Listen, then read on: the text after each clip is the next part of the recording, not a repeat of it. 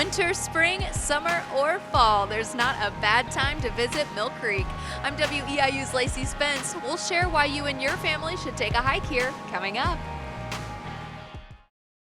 Take a Hike on WEIU is supported by Rural King, America's farm and home store, camping supplies, kayaks, fishing and pet supplies, and more. Find your store and more information regarding Rural King at ruralking.com.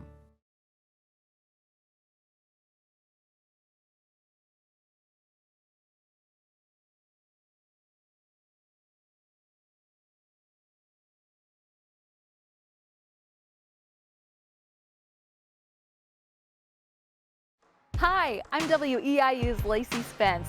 I've lived in Central Illinois my whole life, and if there's one thing I've learned, you don't have to go too far to find the beauty of the great outdoors. Come along with me as I visit a variety of parks and natural areas across Illinois, and share why you should take a hike to each episode's location. Adventure and fun await in Take a Hike, the mini-series.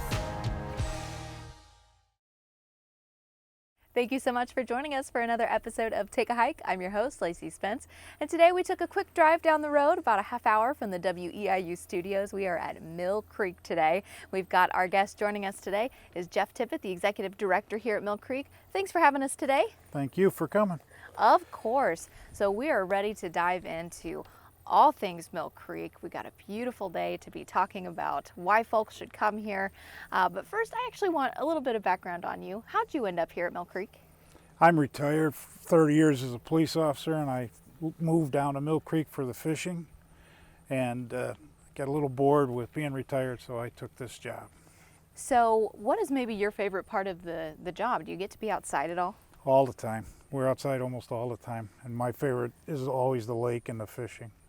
Well, wonderful. So as we go through, reasons people should come to Mill Creek, let's start there with the fishing. Lake is known for their bass that are on the lake, and we have tournaments every weekend with people who come down just to fish for the bass, and then towards the middle of the season we start getting crappie.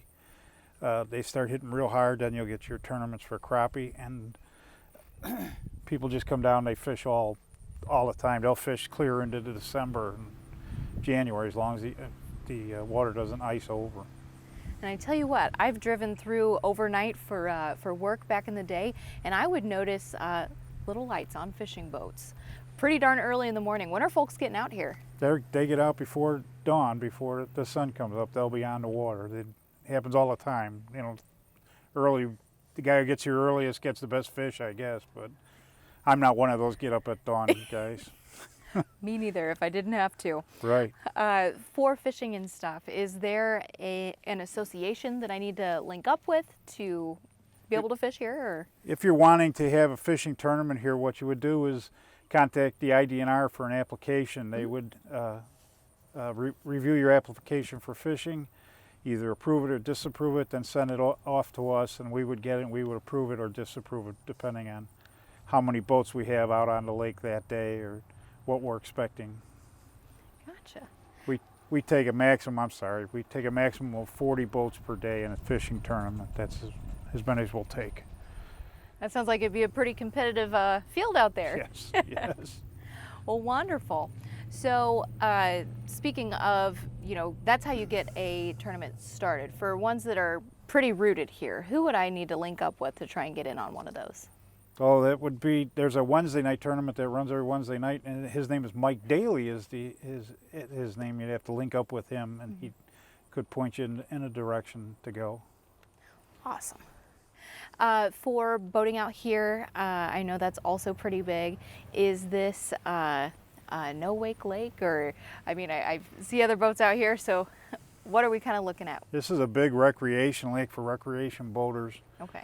We have 93 homes that are on the lake, and we have a marina that holds about 200 at least 200 different boats on it. There is no horsepower, nor is there a size limit on this lake, so it gets pretty busy during the summer.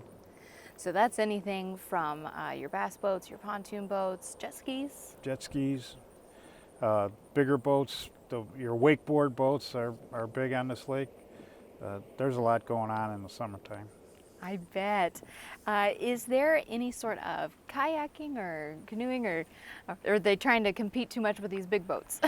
We just installed 2 kayak chutes over on the courtesy docks here, as well as we've just finished concreting our boat ramp, and it has increased our kayak, the people who want to come out and kayak quite a bit. We see a lot of kayakers just recently. I bet, because it's so beautiful out here. If I'm someone who's not familiar with the lake, is there any particular good spots or points or coves that I should maybe try to look out for? Well, on every cove you have a point, and on every point usually you have fish. Yeah. If it works out that way. So if I were telling somebody where to go fish, I would tell them to fish all the points of all of our inlets. And we have, it'd be 6 inlets, major inlets, and there's a lot of fish all up on the points. Gotcha. So is that the secret? Some of it, yeah. So also, is there swimming allowed out here? Swimming allowed only in the coves. Okay. You can't swim on the main lake, and if you are going to swim, you have to wear a life vest, as well as there's an orange flag that you have to put up on your boat so that everybody knows they have swimmers in the water. There's a lot of swimming that goes on in these coves during summer. A great way to cool off. Yes. So other than boating and swimming, I know we've hit that really hard. Mill Creek is also definitely known for its camping. That's right. Can you talk about that a little bit? We have 143 active campsites right now, and have received a grant to put an additional 32 campsites in, which we're working on presently. The 32 new campsites should be all full hookup, whereas the 143 are only a partial hookup, just electric and water. We're really excited about our 32 new campsites and hope they're completed soon. And I just want to make sure I understand. I know there's definitely camper camping because we drove by campers on the way in. Is there tent camping out here as well? There is. We have many, many primitive camping sites, and we encourage people to get back to nature and basically get on these primitive sites. And if I'm somebody who is looking to try and snag a spot, how would I do so? You would just call our gatehouse, 217-889-3601, and ask for a primitive camping site. They take some information and you'd be all set to go. Gotcha. I have to ask you, sometimes you never know if there's a way to do it online or if phone, or you got to come in person. So we have an online service that we're putting into place right now, but it's still being worked on, so it right at this very moment you can't do it online. that's fair. We'll stay tuned for that. Yes. So as folks are staying here and camping here, other than the lake, what type of outdoor activities are available for them? We have horseback riding. We have one of the biggest bicycle trails, the Faye Pickering Memorial Bicycle Trail. We have many walking trails.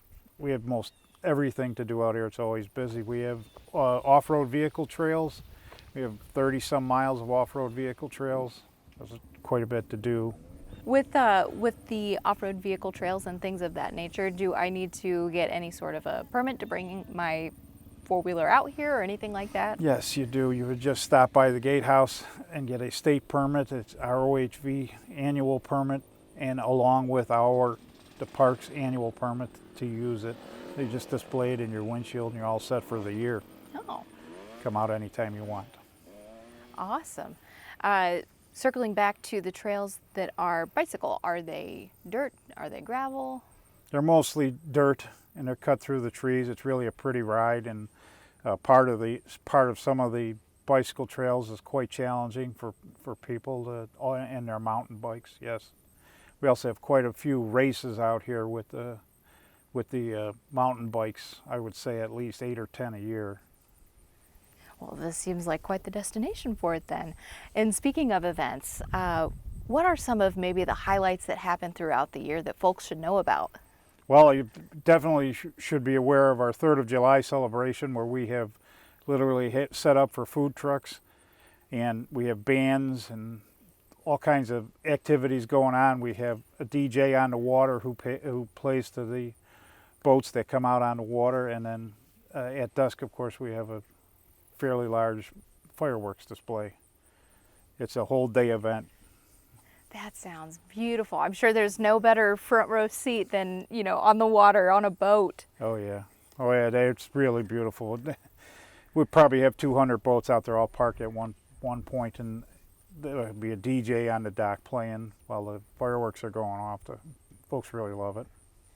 So we've covered the 3rd of July very well. What else happens throughout the year? Throughout the year, we have a large hayride in the fall months, as well as we have a trick-or-treating, hours for trick-or-treating, where we literally shut down the entrances to the campground, and the kids can just go from RV to RV to RV, getting all their candy and goodies from them. That also is quite an experience if you're part of it with children. Children come from all over for this, yeah. Do people decorate for it and really get yeah. into it? Yeah. They decorate their RVs. We have 2 competitions, the best decorated RV and of course the best costume. And so it's pretty cool when they're working on it, yes. You roll up to the haunted RV. Yeah, exactly. And so is there anything else throughout the year besides around the 4th and... Well, we have the chili cook-off, sorry. No, that's okay. That's I'd get so excited I'd barely be able to spit it out. We love a good chili cook-off. There's a good chili cook-off just right in the beginning of fall. There's some other breakfasts, and there's the Easter egg hunt during on Easter. Yeah. Yeah. There's quite a bit to do for the kids several times throughout the year. Yes.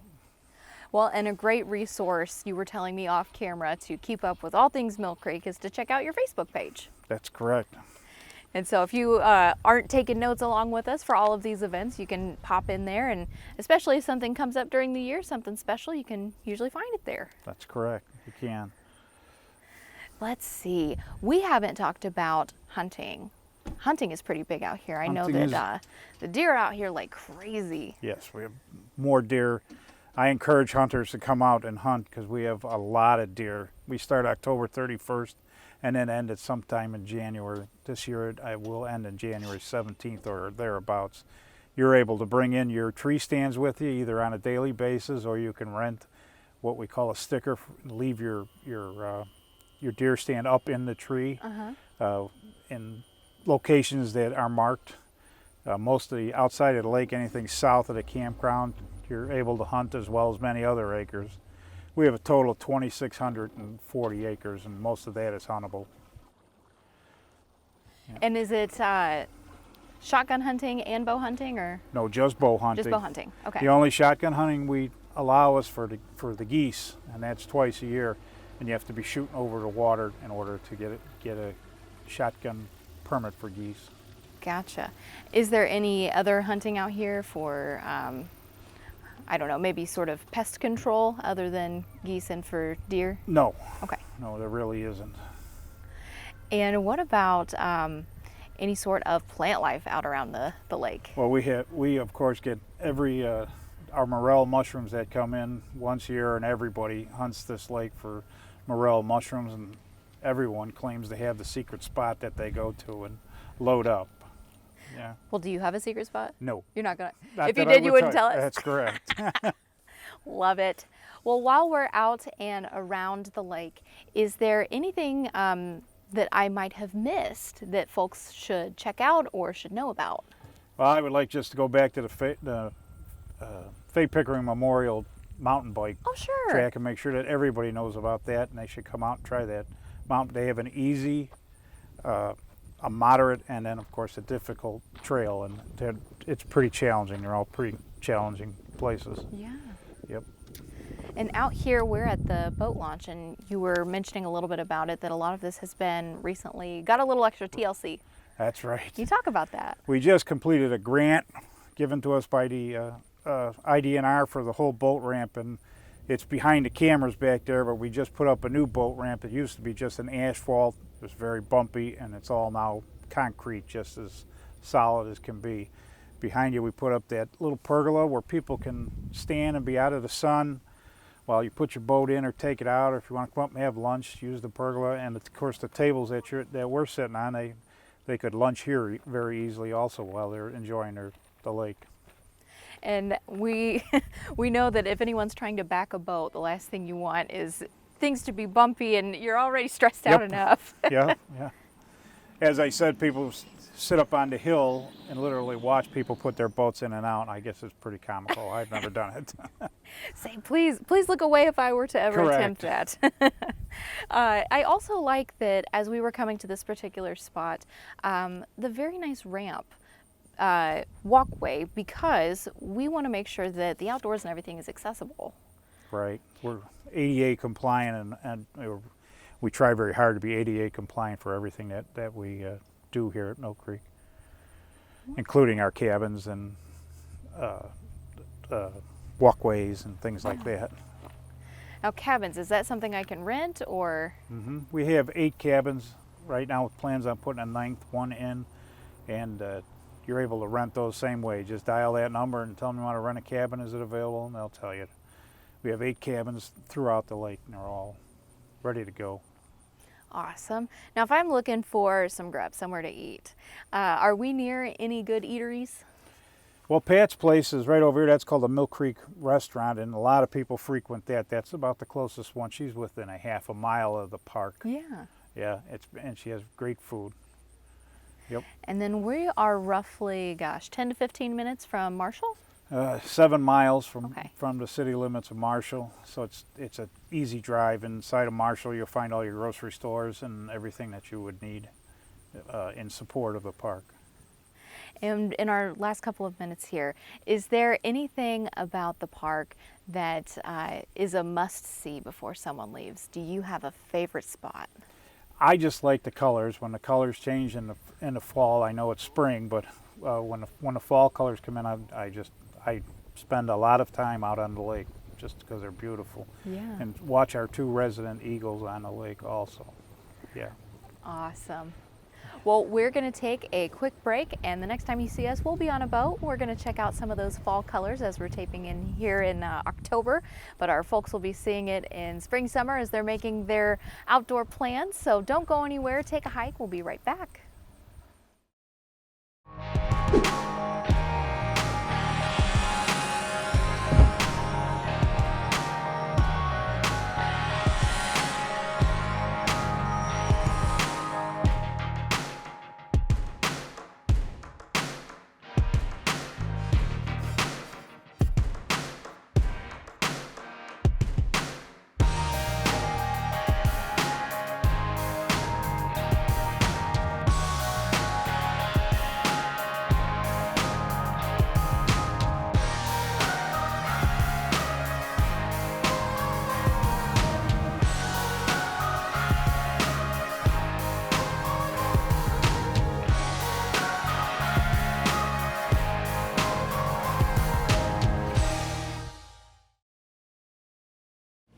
Welcome back to Take a Hike. You'll notice I kept good on my promise. We are on a boat. We've still got Jeff with us, and where are we headed, Jeff? We're heading down towards the dam. It's about 4 miles straight on down the lake. So what kind of history you got on that? How long has it been here? The project, this whole watershed project started in about 1972 with the purchase of some land. They actually started making the dam and the lake in the early 80s, late 70s or early 80s, and I think 1983, Mike, they opened it. It was filled with water. Yep, right in that area. Like I said, it's 840 acres approximately, with about 33 miles of shoreline. Gotcha. And for the folks at home, just to let you all know, Mike is our captain today, and we've been told he's the crappie king, so we're in great company today. So again, how big of a lake were you saying this is? 840 acres. My goodness. Now, is there anywhere on the lake where you would go and maybe feel kind of secluded at all? Oh, absolutely. There's 4, 5, or 6 inlets that go back perhaps a mile or better than that, and people go back there all the time, and that's where they could do all their swimming or fishing just to get off the main lake when it's congested. And so, as we had hit on a lot of events earlier, one of the things I always like to ask is if there's any way for people to give back. Is there any sort of cleanup or efforts that happen here? Once a year we have a campers cleanup where the campers come out and they help us clean up the campground, whatever debris is on the ground from over the winter. And the only thing we ask of people is that they use the trash receptacles and try and put everything that they bring in the receptacle that they want to get rid of. And the folks are wonderful about that. They want to keep the park clean. Definitely, and we try to stress that throughout our episodes, that we want people to leave no trace, to leave the nature, to not be picking the plants or disturbing the animals, feeding the wildlife, those sorts of things. So as we're heading out here on the water, we're seeing a lot of fishermen and women taking part today. You were telling me that there's folks who come during the week, which we're here during the week. I was concerned that we wouldn't be as busy today, but you say that's not quite the case. No, there's plenty of fishermen out here, and they're here all the time. Even when the season gets over in November, the fishermen here will fish clear into January if there's no ice on the lake. They love it. Now, do people fish when there's ice on the lake? Did you mention that earlier? Oh, yes. I've never seen a lake completely freeze over, but the parts that do, you'll get guys that come out here and dig a hole and ice fish. There are people who, that's all they want to do is ice fish. Yeah. Now, what about, is there any good fishing stories? Any that stick out that are just crazy that might be fun to share with our viewers? Oh, there's plenty of stories. Everybody's got one that got away or got one in the boat that was huge and put it back. Mill Creek Lake is a little known destination for muskie. There's a lot of big muskie in this lake, and we have just started recently taking tournaments from muskie fishermen, which is a whole different fishing technique other than everything else. And they did pretty well this last tournament that they were in. I'm sorry. Now, as we are going along, again, we're taping in October. We are getting a sneak peek at the beautiful fall colors that you were hyping up. I think our cameraman's going to give you a very good look at those. What is it like for you to be able to work here and be able to share these views, this glimpse of nature with the central Illinois area? I live on the lake, so I can come down and be on the lake at any time, but I encourage everyone that I talk to come down, see these colors, see what's going on the lake, do a little fishing or even just a little boating. We have a lot of pontoon boats that just literally just cruise the lake just like we're doing. And I know this is a heavily used place by locals and folks probably within that half hour to an hour range like we are, but where have you heard people coming from, the lengths that they've gone to come visit Mill Creek? We had a man come from Alaska to use the Fay Pickering Memorial Trails right there, and he made sure that we knew it, and he was driving through and he had to stop. It was a destination for him to bike on that, so I would say that's probably the farthest. Wonderful. That's neat. So it's got quite the draw then, not yes, just does. Illinois. Do you get a lot of Indiana residents coming? We do. We get a lot of Indiana people who drive an hour and a half, and they just love coming here. Most people do, once you're on the lake. Yep. And to go through the nuts and bolts a little bit, are there certain hours that the park is and isn't open? We're open 24 hours a day, 7 days a week. If you just want to come and drive through the park, that's fine. If you want to just walk through the park, that's fine. We're open all the time. Yes. Awesome. We're now down at the dam, looking at the dam, which is the largest man-made dam probably in the state of Illinois. Along the top of it is the Fay Pickering Memorial Bicycle Trail. So you'll see bikes go right over the top of the dam every day. We're the NRCS, the Army Corps of Engineers, and the Clark County Park District are the caretakers of the dam, and we're presently involved in a grant where we're looking at the dam thoroughly through a perspective, and the NRCS has given us a grant to do that. So we're pretty excited about that. And you were saying that's to make sure that everything's structurally looking good? Yep. They drill holes in it, and they really go through almost a year. They've been working on just taking a look at what's inside the dam and that everything is good. And if there's any weaknesses in the dam, the second part of the grant would be that they would help us with repairing it. And when you were talking about the spillway earlier, what were you saying about the emergency of it? It's never been close to. Never. We have an emergency spillway at that end of the dam, and if the water were to get over 616 feet above sea level, it would start emptying into the spillway to relieve the pressures on the dam and go around the back of the spillway. And there's actually 6 more small dams as you go along to slow it down. And it's pretty. We've never even been close to 616 feet. That's never gone over the emergency spillway at all. That's a relief.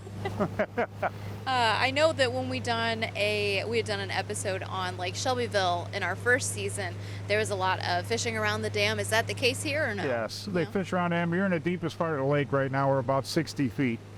And you'll get a lot of fishermen will go up along the dam and fish for the bass that hang out in the riprap in the deepest part of the water. Yes. Jeff, you've been a wealth of information for us today. Thank you for coming on Take a Hike. Thank you for coming and interviewing us. Of course. And thanks to our viewers for joining us for this episode. We hope we'll see you next time.